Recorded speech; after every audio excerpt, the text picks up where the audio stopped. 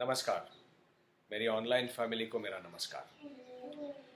21 जून इस रविवार को, इतवार को विश्व योग दिवस है।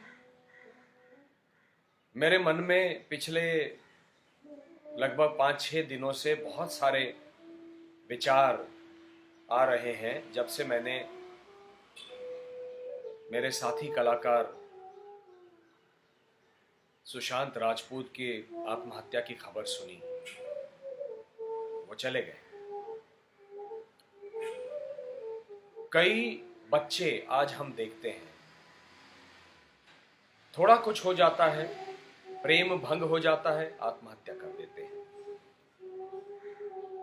अपेक्षा के अनुसार परीक्षा में मार्क नहीं मिले, आत्महत्या कर देते हैं। फेल हो जाते हैं, आत्महत्या कर देते हैं। बड़े बड़े बिजनेसमैन पूरे विश्व में, सुशांत अकेले नहीं थे जिन्होंने आत्महत्या की। बड़े बड़े बिजनेसमैन भारत के, जर्मनी के, यूएस के, अमेरिका के, इंग्लैंड के, जिन्होंने अपने अपने बलबूते पर बड़े बड़े एम्पायर्स बनाए, लेकिन कुछ हो गया, घाटा हो गया, नहीं उबर पाए उससे, आत्महत्या कर दी। ये सब क्यों हो रहा है? इसलिए हो रहा है कि हम लोग अपने बच्चों को बचपन से अपने मन को सशक्त बनाना, अपने दिमाग को, अपनी बुद्धि को सशक्त बनाना सिखा नहीं रहे हैं। हम अपने बच्चों को केवल अचीव करना सिखाते हैं। 98%, 100% आना चाहिए। आ गया तो सेलिब्रेट करते हैं। 90% से ऊपर आ गया तो हमको बहुत खुशी होती है। 50% से नीचे आ गया तो पूरा वातावरण हमने अपने अगल बगल में ऐसा निर्माण कर दिया है। क्लासेस चल रहे हैं, ट्यूशंस चल रही हैं, हर चीज में एक्सेल करना चाहिए बच्चे को। क्यों? हर आत्मा सर्वोत्तम बनने के लिए जन्म नहीं लेती। हर आत्मा प्राथमिक रूप से सुख पाने के लिए जन्म लेती है। आत्मा के जन्म लेने का प्रयोजन ही है जीवन मुक्ति, सुख प्राप्ति।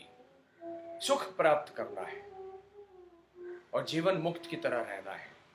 जीवन मुक्त क्या है? मुझे सुख दुख से, न्याय अन्याय से, लाभ हानि से कोई फर्क नहीं पड़ता, कोई अंतर नहीं पड़ता। मैं स्थिर हूं, मैं सुखी हूं यहां पर। यह आत्मा का मूल रूप से प्रयोजन है। लेकिन हमने एक वातावरण निर्माण कर दिया कि अगर आप सफल नहीं हुए तो आप में कुछ कमी रह गई, कुछ। सफलता एक मापदंड बन गया है जीवन को आंकने का। जी नहीं, मेरे लिए सफलता आवश्यक है। वो हमको, मन मस्तिष्क को एक सेंस ऑफ अचीवमेंट देती है कि मैंने कुछ किया, भगवान ने मुझे प्रतिभा दी थी, उस प्रतिभा का उपयोग करते हुए मैंने बहुत कड़ी मेहनत की और मैंने जीवन में ये पाया। न्याय के लिए लड़ा, सर्वोत्तम बनने के लिए लड़ा और मैंने एक उदाहरण प्रस्थापित कर दिया कि मैं एक सर्वोत्तम शिक्षक हूं, ब्राह्मण हूं, एक्टर हूं, डायरेक्टर हूं या बिजनेसमैन हूं। मैं बहुत अच्छा कुक हूं, शेफ हूं। हर चीज में सर्वोत्तम बनने से एक अपना सेल्फ एस्टीम बढ़ता है। जीवन में, समाज में सम्मान बढ़ता है। लेकिन क्या ये सब पाने के बाद भी हम संतुष्ट हैं? हर व्यक्ति संतुष्ट नहीं है, क्योंकि फिर उस सफलता के कोई मापदंड नहीं है। यह सफलता कहां जाकर रुकेगी? और यदि ना मिली, हमने तो अपना कर्तव्य निभाया, उसके बाद भी अगर ना मिली तो क्या हम ये जो जीवन हमने लिया है, जीवन भगवान ने दिया है, या हम अध्यात्म में मानते हैं कि स्वयं हमने इस जीवन का चयन किया है। हम आए हैं, ये आत्मा, जीवात्मा इस जीवन पर एक लेसन सीखने के लिए आई है। तो क्या हम सफलता के लेसन सीखने को तैयार हैं, असफलता के लेसन सीखने को तैयार नहीं है? हमको अपने बच्चों को और स्वयं को असफलता के लेसन सीखने का आदी बनाना होगा। आज विश्व योग दिवस इस वर्ष जो आएगा, मैं आप सबसे आवाहन करता हूं, करबद्ध निवेदन करता हूं, प्रार्थना करता हूं कि अपने बच्चों को बचपन से ही योग के मार्ग पर प्रशस्त कीजिए, अग्रसर कीजिए। क्या है योग? समत्वम योग उच्चते, गीता कहती है। योगः कर्मसु कौशलम, गीता कहती है। कुशलता से योग करना, कुशलता से अपने काम को निभाना, करना, ये योग है। केवल सफलता योग नहीं है। गीता ये नहीं कहती कि सफल हो जाओगे तभी योगी कहलाओगे, जी नहीं। कुशलता से अपना कार्य करोगे तो योगी कहलाओगे, है ना। तो योग है शरीर, मन, बुद्धि और आत्मा, इनका संतुलन, समत्वम, इनको सम बनाना। तो जब हम योगासन करते हैं, जैसे अभी मैंने खत्म किए हैं, योगासन जब हम करते हैं तो उसको हठ योग कहते हैं। योगासनों के माध्यम से हम अपने शरीर को स्वस्थ करते हैं। शरीर अंदर बाहर से अपने सारे जोड़ जो है वो खुल जाते हैं, उनमें एक एनर्जी का प्रवाह होने लगता है ना। भीतर के जितने ऑर्गन्स हैं, पेट है, अपना रक्तचाप है, धमनियां हैं, अपना हृदय है, सब अच्छे तरीके से, स्वस्थ तरीके से काम करते हैं। लेकिन साथ में प्राणायाम आवश्यक है कि हमारे फेफड़े भी अच्छे से काम करें, हमारा पूरा रेस्पिरेटरी ट्रैक अच्छे से काम करे। और प्राणायाम करते करते उसके बाद जब हम ध्यान में चले जाते हैं, मैं आज अष्टांग योग के विषय में नहीं बात करूंगा, लेकिन जब ध्यान धारणा करते हैं तो मन स्थिर होता है, बुद्धि स्थिर होती है। उससे हमको हमारी जो इंट्यूशन है, वो इंट्यूटिव पावर बढ़ती है। जब हमारा आज्ञा चक्र खुलता है तो हमारी इंट्यूटिव पावर बढ़ती है। मैं एक जीवात्मा क्या करने के लिए इस धरती पर आया हूं, ये एक फ्लैश में पता चलता है। मेरे सामने आज अगर कोई समस्या है तो उस समस्या का समाधान क्या है, एक फ्लैश आ जाता है मन के सामने। मन के जो अंतर चक्षु हैं, उसके पटल के सामने, मानस पटल पर एक फ्लैश आता है, हमको समस्याओं का समाधान मिलता है। और जब हम सहस्रार चक्र की साधना करते हैं तो हम भगवान के सामने, भगवान से एक हो जाते हैं।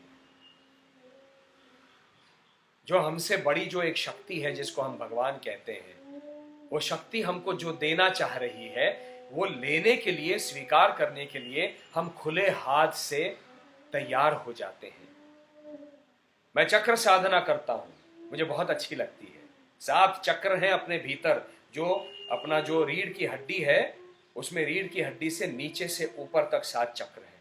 उनकी साधना मैं करता हूं, मुझे बहुत प्रसन्नता होती है, बहुत अच्छा लगता है।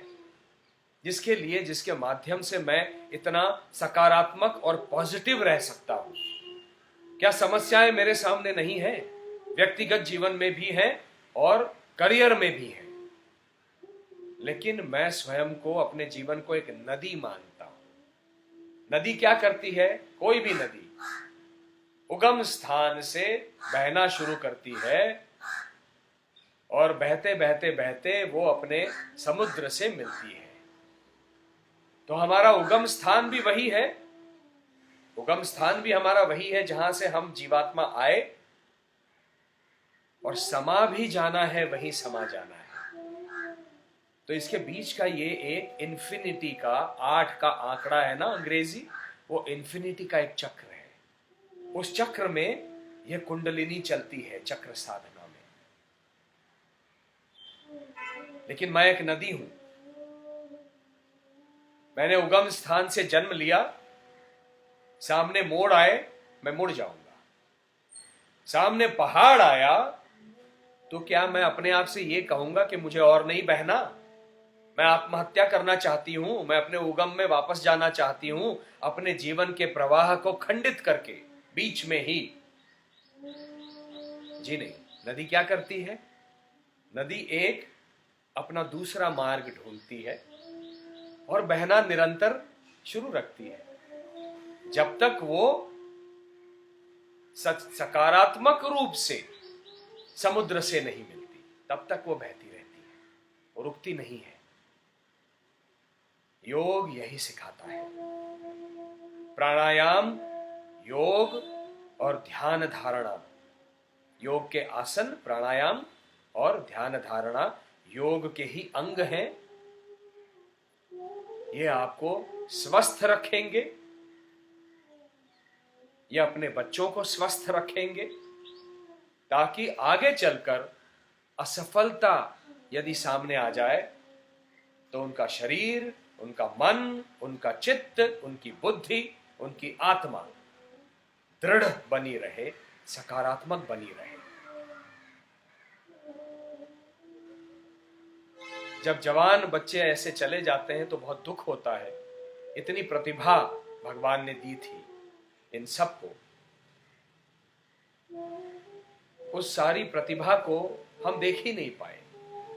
हम नहीं चाहते अपने बच्चे ऐसे बने, आप नहीं चाहते कि आपके बच्चे ऐसे बने। इसलिए इस विश्व योग दिवस पर 21 जून को 2020 अपने बच्चों को और स्वयं को, यदि आप योगाभ्यास नहीं करते, पूरा परिवार साथ में बैठकर योग के मार्ग पर प्रशस्त हो जाइए, अग्रसर होइए। ये मेरा करबद्ध निवेदन है। शुभम भवतु।